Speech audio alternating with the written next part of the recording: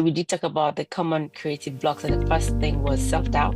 How we nourish ourselves, it has great impact on how we then create, right? Because we cannot give from an empty cup.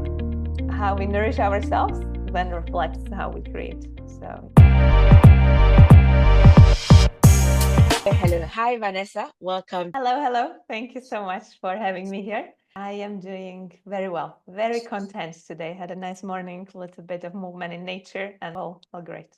Today, I'm having a conversation with a world-class coach, Vanessa. And Vanessa specializes in reawakens your creative magic and finally helps you to write your book. So you can think of her as a creative coach. Today, we're planning to have a really free-flowing conversation, and we believe that everything we're going to share today, in one way or the other, could relate to you.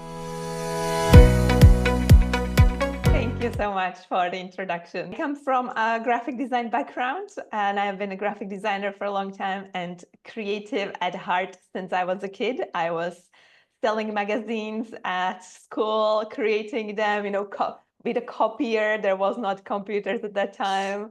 So just making my own stuff, making passports for my stuffed animals, and a really completely random thing. Creativity is about aliveness and reawakening the aliveness within us.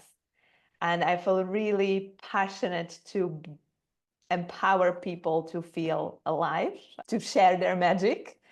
And this is where I got more to coaching and help people to be seen and to express themselves. Today, we're going to talk about creativity. Whether you're a business owner, you're a professional, or you're just a person looking for what is the next stage in my life, you felt like you've lost your voice or you've lost your creativity, looking for something deeper within you. And you've tried so many different things and you still have found what works for you. Today, we're going to talk about how to reawaken your creativity. We're going to start from talking about Vanessa's journey and what she does with her client, how she helps them to reawaken their creativity. And I'm going to start straight in with the first question. Could you share with us what initially inspired you to focus on reawakening creative magic and helping others write their book? There are many things. One, I already said, it is that aliveness. And there is a quote that I absolutely love that says, don't ask for the world for what the world needs. Ask what helps you to come alive. Because what world needs the most is people who are alive. And for me, creativity is what helps people to come alive. And when I would focus on one, I am most personally connected to, it's writing, because through writing, and this is personal. Some people have that more with music, some people have that more with art. Yes. We channel something beyond only us, And I actually wrote a post about 3 different types of creativity almost. And there is one type of creativity, where it's almost like therapy. We express what's within us so we can transform something that we need to process. And there is a type of creativity that acts as a service more. So that would be the design job or even a copywriter. So it's more of a in balance with someone, in conversation with something else, not so it's it's more of a collaboration. And then there is the quantum creativity, which is purely what comes through us, something that is literally magic, that this just wants to happen, wants to come through, and we are the channel for it. And all of these types have their own uniqueness, and I think we need all of them. We need tap into all of them to really feel alive. And how did this journey start for you? And why have you decided to help others find their own creative voice through writing? It was slow. It was always part of my life, always. And then there was a moment where I felt like I am meant to be more of a service and not to just express, but also to support others to express. And that was a year, 2 years ago. And before I studied holistic health coaching. So I was always in this personal growth and transformation space. And somehow the dots started connecting more together. And then I realized, yeah, this feels so aligned right now because of that creative voice, and because I love to see when people come alive. I love when someone shows me like, oh my God, I wrote my next 5 pages, or I finally finished my painting. And it's so beautiful that something awakened within someone, and to see that and to be part of that journey, it's a great gift. So whatever you're thinking of writing a book, or you're thinking of, finishing your painting, or you're looking for your next music even, there is something real about having a creative block. And apart from it being in artistic ways, even in your own daily life, what is blocking your next creativity? Whether it's in your daily work, if you're a content writer or you're a director, you have to lead your team, but you don't even know what is the next step for your team. You need creativity to do all of these things. And Vanessa, am I right by saying those Absolutely. things? Yes, you need creative. Absolutely, 100%. Yeah, and we think, only artists are creative, or only musicians are, and it's within all of us, and that's also part of it. And sometimes actually you start working on you start connecting to that magic, and then something completely different appears in your life that was stuck, and that gets unstuck. So Yes. almost see it, the writing, as a therapy, it's a way to transform the stuckness, but it's not I must be a writer to do this. We're going to move on and talk about common creative blocks. That's what we're going to talk about next. In your experience, what are some of the most common creative blocks people face when trying to write a book? And how do you suggest overcoming them? Number one is 100% self-doubt. Like that's self-doubt, self-worth. Who am I to do this? Why would anyone read this? I'm not worthy of doing this. So all around this self-doubt. Yes. And it's important to know you are not alone. You are not the first one thinking this. It's pretty much everyone at some point in their lives are doubting themselves in one way or another. And also, it's important to understand, where does it come from? So there has been, for sure, a story in our childhood that created this belief, and we don't need to go too deep into this, but we all have these stories, and we then start living through them. We make it, when something as happens when we were a child, as a children, we make everything mean something about us. So when my parent didn't pick up the toy because they were busy taking care of my brother, I was like, well, I'm not worthy. Like, why are you taking care of him and not of me? Some little thing. It doesn't have to be crazy drama even. It's something small. And then I started living my life through, I'm not worthy. And everything started appearing for me in this reality of I'm not worthy. It's important to be aware, as I said, that you are not alone. It's important to understand that it is the story, it is one reality. And it's also important to know that you can outgrow that reality. And you don't have to live through that I'm not worthy belief and pattern. And it takes practice. It's not like one click, okay, now I see it and now it's gone. And it's practice. It gets better, and sometimes it comes back, but it's not even that it doesn't come back. It's natural that it will happen, because we are humans and our mind is mechanical, and it will happen. But the way we respond to it is what we can absolutely work on and change and transform. And we can respond to it, okay, I see you. Okay, here is the self-worthiness. All right, let me give you some care. I see you, and let's outgrow this. I see it now. The way we respond to that is really, really powerful. And that's what changes then everything. We did talk about the common creative blocks, and the first thing was self-doubt. Yes. Second thing was what again? I guess it was self-doubt, self-worthiness. It's very relatable to each other. So I would say self-doubt and everything in that area. If we would look to something else, it's not knowing where to start. No, it's like we can have as creative so many ideas and it can almost get overwhelming. It's like Lack of focus. lack of focus. Yeah, not lack of focus and not knowing what is the priority.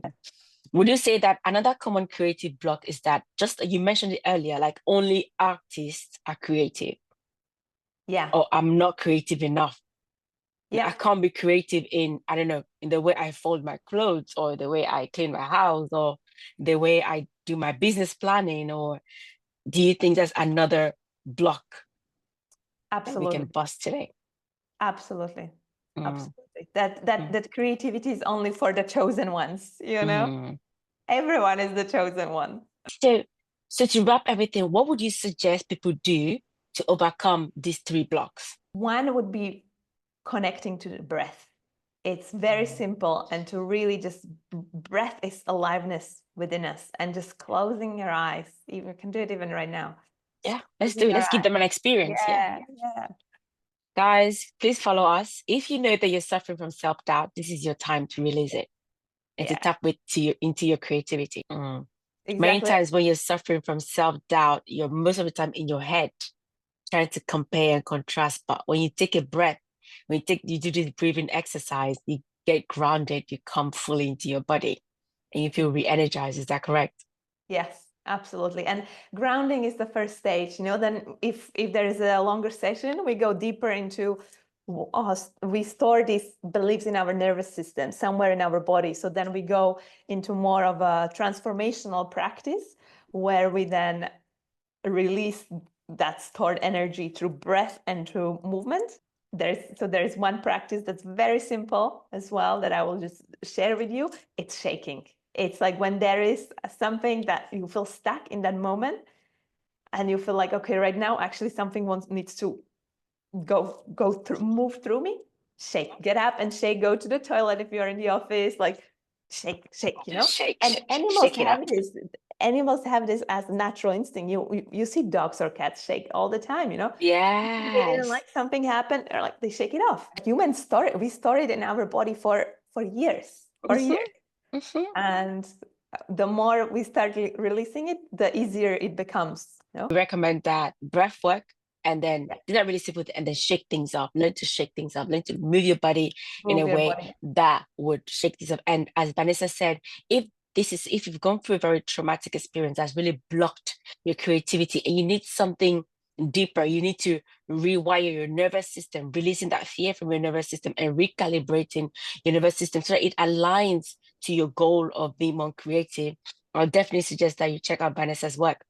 What are some practical exercises or tips that our audience can try immediately to start unlocking their creative potential and get those initial words on paper? And I know that we've done a little process now. We did breath work, and you also talked about shaking. What can also help them to start really putting their ideas down into paper to start their new book?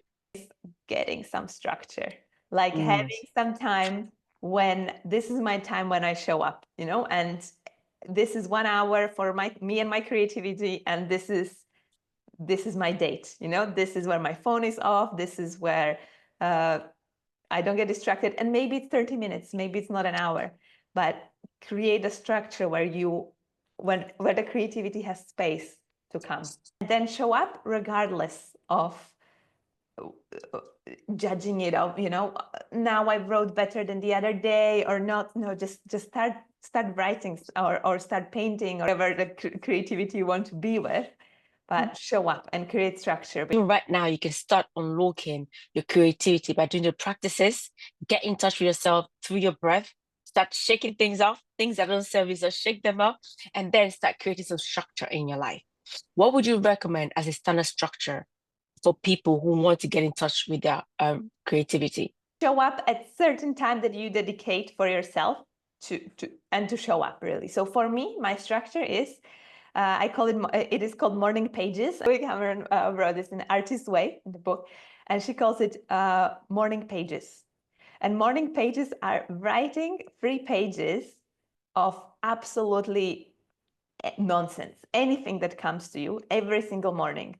So wake up 15 minutes before you wake up and just write. And this helps to release the subconscious mind and to let the creativity flow. And if you would need to do one thing for, let's say, next 3 weeks, I would say do this. Show up every morning 15 minutes before you normally wake up and write 3 pages of anything that's coming through you. Don't show it to anyone. Don't even reread it. Free flow writing. Yeah. Just in terms of free flow writing time. Is that correct? Yes, absolutely. One I would like to add, if I can, it's also a relationship with your food and creating structure with how you nourish yourself.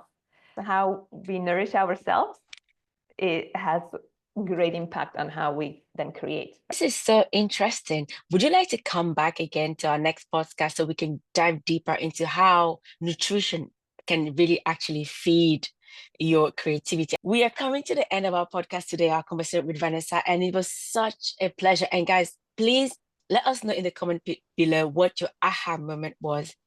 What are you taking away from this session? What did you learn about yourself that you didn't know before this session? And also let Vanessa know how awesome she is in the comments below. Any last words for our audience, Vanessa, before we wrap up here? The world needs your magic. Yes. So go connect to your magic and share it. I totally agree with that. And remember to connect with Vanessa on her Instagram. Remember to subscribe so you can get notified. And we'll see you in our next podcast. Amazing. Bye for now. Bye. Yeah, so if you are safe to do so, please close your eyes and just take a few big inhales through your nose and exhale through your mouth. Beautiful. Inhaling through your nose, expanding the belly, and exhaling through your mouth, activating, gently activating the pelvic floor.